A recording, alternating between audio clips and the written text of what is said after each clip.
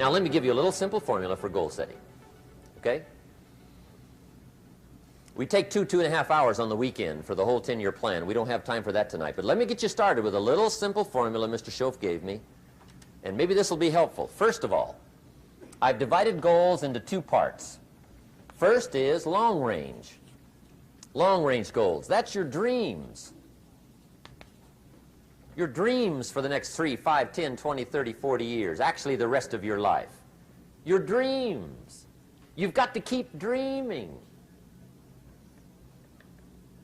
Ronald Reagan, president, said to the joint session of Congress a few weeks ago, "The Republic is a dream. And if we don't keep dreaming, we will lose the Republic." Your better future is a dream for yourself and for your family. Where do you want to go? What do you want to do? What do you want to be? What do you want to see? You've got to dream dreams. There's a Bible phrase that says, without dreams and visions, people perish. You've got to have something to go for that inspires the heart and the soul.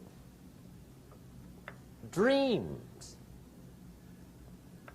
From the children of Sanchez, it says, take the crumbs from starving soldiers, they won't die.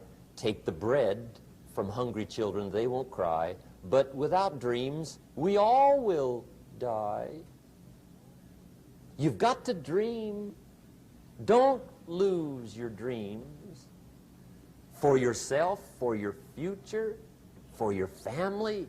The dreams of love and enterprise and travel and doing things, becoming something unique on your journey here. Don't lose your dreams. Do some dreaming. That's long-range goals. You've got to have those. So that's number 1. Here's the second part of goals, short range. Short-range goals. That's your goals for tomorrow, this week, this month, this year, the immediate future. We call these confidence builders. Because if you set up something short-range, go for it, get it, latch onto it, work hard, accomplish it. That starts building your strong feelings to go for your dreams. Now, I've divided goals into 3 categories. Here they are. Number 1 is economic. That's your goals for money, income, business, profits, production. Economics. Make sure you've got your economics well planned. Economics plays a major role in everybody's life. Economics is major, which means it ought to be meticulously well planned for tomorrow, this week, this month, this year, long range. What if you asked somebody tomorrow if you could see their meticulously well-planned list of economic goals? What would they probably say? They say, you some kind of a nut? You must be weird. Hey, I found out what success is. Success is doing what the failures won't do. Make sure you've got your economics well planned. It'll put you in the top 5%. One of the key little subjects we talk about on the weekend is the 7 fundamentals for wealth and happiness. And that's one of them, well-planned economics. It's a fundamental if you want to do well. Join the top 5%. Anybody in this room can join the top 5%, if you will. Okay. Now here's the second category of goals, things. Make a list of the things you want. And on my list of things, now I put everything. Little things as well as major things. Doesn't matter how small it is, it goes on my list. I used to just put major things, cars, homes. I don't do that anymore. I now load my list with everything. Everything. And the reason is, part of the fun of having a list is checking it off. That's it. Boy, at the end of the day, if you can go, got it, got it, got it, got it, got it, got it, whatever it is, right? You get into the habit. So load up your list, the things you want. Now, when you check off something major, celebrate. That's an important point to make. Celebrate your achievements. Live it up. Have a party when you reach something you've worked for a while.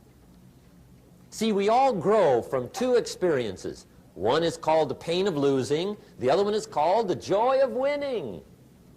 We need both of them. Amplify them as much as you can, which also means make losing painful. If you set up something, fooled around, didn't get it, put it on yourself. On the other side, if you did get it, congratulate yourself. Self-congratulations is a sign of maturity. Seeking congratulations is a sign of immaturity. But hey, winning and losing, see, that's what it's all about. That's the name of the game. Now, some people lead such mediocre lives, at the end of the day, they don't know whether they're winning or losing. They got no clue. Guy's just going through the day with his fingers crossed. There's a better way. Okay, here's the third category of goals, personal development. Put those goals together. Personal development goals. That's your goals to be stronger, more decisive, be a speaker, be a leader, learn a language, all kinds of skills. Okay? The whole weekend seminar was designed to improve all your skills so that you walk away more skillful. And that's what you want, the personal development skills. That's what attracts, that's what brings good things to your life, the person you become more skillful. Now, this is quite a package to work on. Economics, things, personal development. For tomorrow, this week, this month, this year, long range. Okay? That'll get you started. Now, here's the simple formula for setting goals. It goes like this. A, work on your goals. That's step one. Work on them. And I put the word work there deliberately. Setting goals is plain hard work. I don't want to kid you. We haven't come here tonight to kid each other. It's work. I know it's work. That's why a lot of people just let it slide. It's work. Many people work hard on their job, but they don't work hard on their future. They just let that slide. And the work involved is making plans. I know most people don't. I understand that. But don't let that be you. Guy says, well, yeah, you work where I work. By the time you struggle home, it's late. You got to eat a bite of supper, watch a little TV, get to bed. You can't sit up half the night. Plan, plan, plan. And the guy's behind. Good worker, hard worker, sincere. But you got to be better than sincere, working hard. You got to be better than a good worker. You got to be a good planner. Somebody once wisely said, the people who fail to plan are planning to fail. Well said. So work on your goals. Here's step two. Write your goals down. That's so important. I teach my staff around the world, put your goals in your journal. Because one of the major people you want to study is yourself. Say, here's the list of goals I put together 3 weeks ago. Here's the list of goals I put together 2 years ago. Here's some of the changes I made, rearrangement of my priorities. I scratched these off, I put these on, I've gotten these. Study your accomplishments, study what your desires are. Put them on paper, write them down. Here's another reason for writing your goals down. It shows you're serious about doing better. And to do better, you got to get serious. You don't have to be grim, but you must be serious. Everybody hopes things will get better. Everybody hopes. Poor people hope. That ought to tell you something. It means the future does not get better by hope. It gets better by plan. I used to have the affliction called passive hope. It's an affliction. It's bad. Probably what's even worse than that is happy hope. Now that is really bad. That's bad. Happy hope. The guy's 50 and he's broke and he's still smiling. See, that's not good. So get serious about your goals. Put them on paper. Write them down. There's all kinds. His goals, her goals, their goals. Business goals, financial independence goals, family goals. I mean, there's so many things to work on this, that if you don't get busy and work on it, sure enough, the time will pass. And sure enough, 5 years from now, you'll wind up where you don't want to be, wearing what you don't want to wear, driving what you don't want to drive, being what you don't want to be. Now's the time to fix it. Now, here's the third step to your goals. Check the size of your goals and the kinds of goals. How big they are, what kind they are, affects you. And here's one of the important phrases of the evening. Your goals are affecting you, whatever they are. Your goals affect your handshake. Your goals affect your attitude, personality. Your goals affect the way you walk, the way you talk, the way you dress. All day long, we're being affected by our goals. Now, some people have goals, but they have such lousy goals. The effect is bad. I asked a guy one time, what are your goals for this month? The guy said, look, if I could just scrape up enough money to pay these lousy bills. That was his goal. I'm not saying it isn't a goal. It's a goal, but it's such a lousy goal, the effect is bad. You don't jump out of bed on Monday morning and say, oh boy, another chance to go out and scrape up the money to pay my lousy bills. See, you don't do that. Usually you say, oh, not another Monday.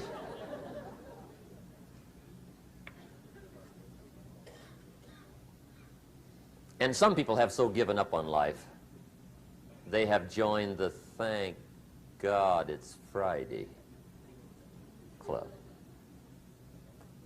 How sad. Surely those are the same people, when life is over for them, will say, thank God it's over.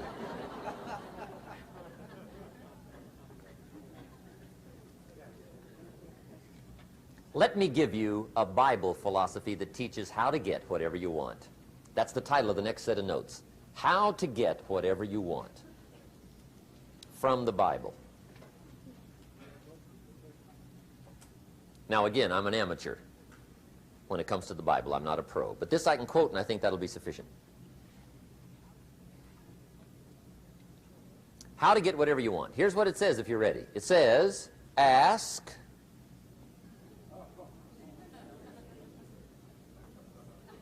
That's it. End of notes. Ask. If there's one art in life to learn extremely well, that's got to be one of them. The art of asking. What does ask mean? Ask means, what do you want? And the formula is staggering. It says ask and what? A guy ought to look into that.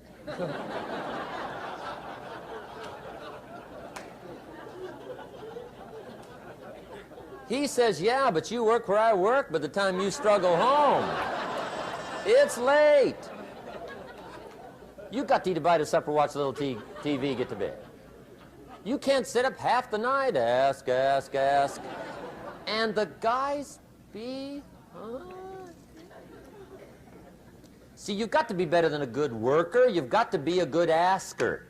Now, let me give you 3 key points on asking and receiving. This can do it. Number 1, asking is the beginning of receiving. Asking starts a unique process, mental and emotional. I don't even know how it works. All I know is it works. It's like pushing a button and all this machinery starts working. I don't know how. It just works. There's a lot of things you don't need to know how. Just work them. Some people are always studying the roots. Others are picking the fruit. I mean, it depends on what end of it you want in on. Asking is the beginning of receiving, so start the process. Here's number 2. Receiving is not the problem. Receiving is automatic. Now, if that's true, receiving is not the problem, what's the problem?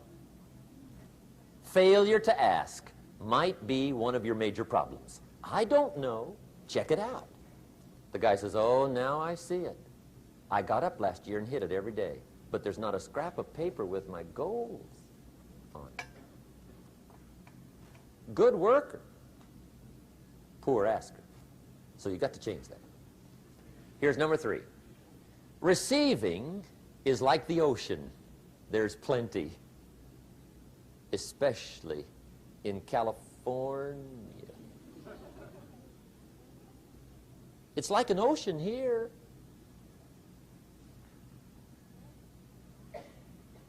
Success is not in short supply. It isn't rationed, and you stepped up to the window and it was all gone. No, no, no. It's like an ocean here. Now, if that's true, what's the problem? Well, some people go to the ocean with a teaspoon. Have you got the picture? See, what you want to do in view of the size of the ocean is trade your teaspoon for at least a bucket, and you'll look better down at the ocean. Kids won't make fun of you, right? Okay. Now, there's 2 ways to ask, and we'll wrap up goal setting. 2 ways. Here's number 1. Ask with intelligence. It didn't say ask intelligently, but I'm sure it meant that. Don't mumble. You don't get anything by mumbling. Be clear. Be specific. Intelligent asking means how wide, how high, how soon, when, what size, what color, how much. Define what you want and describe what you want. That's powerful. In the weekend seminar we teach, goals become like a magnet. They pull you that direction. And the better you describe them, the more they pull. So ask intelligently. Here's number 2. Ask with faith. That's the childish part of the equation. Believe you can get what you want like a child, not an adult. Adults are too skeptical.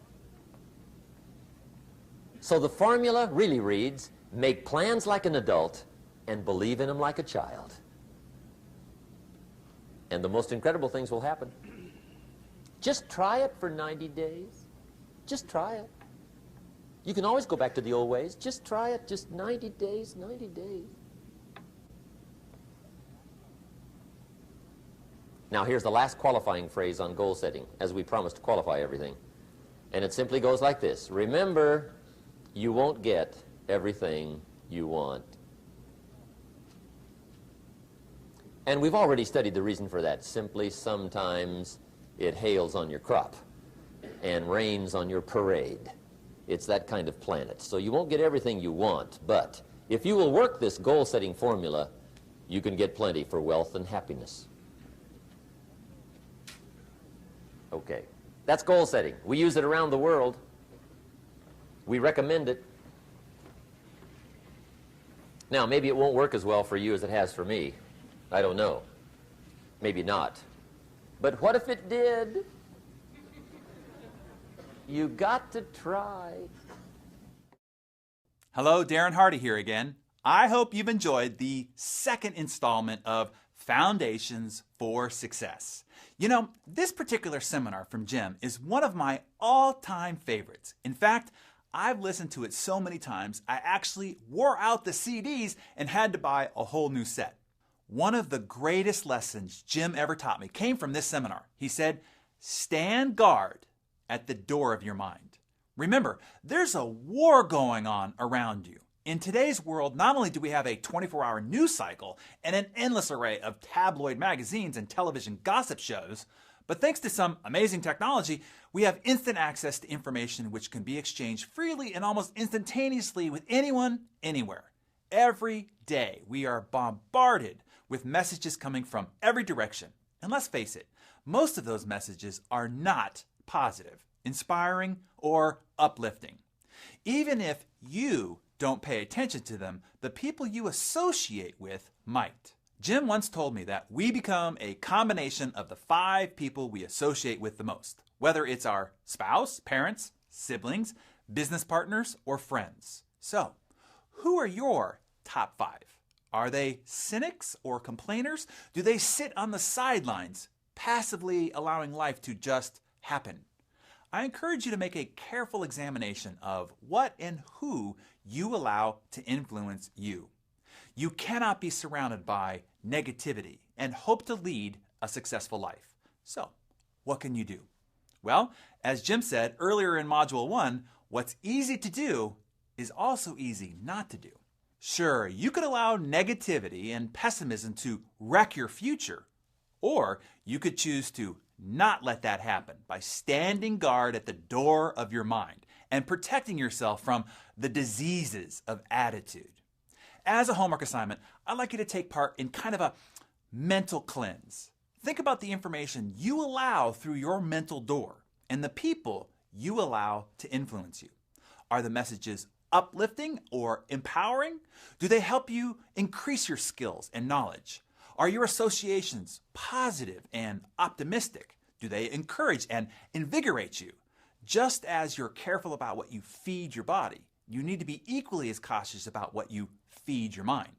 Nourish your mind with positive and inspiring information that will help you develop your full potential. Next week, Jim will continue to discuss goal setting. A clear set of goals gives you a strategy for achieving victory. I encourage you to take Jim's advice and begin identifying your reasons for wanting to succeed. Remember, reasons come first, answers come second. Then, begin making a list of your goals, short-term and long-term, followed by a long list of the things that you want. You can use the progressive workbook as a guide, but remember, don't just fill in the blanks and call it a day. Be an active participant in designing your own future and consider what you need to do in order to achieve your goals. Have fun, and I look forward to seeing you again next week.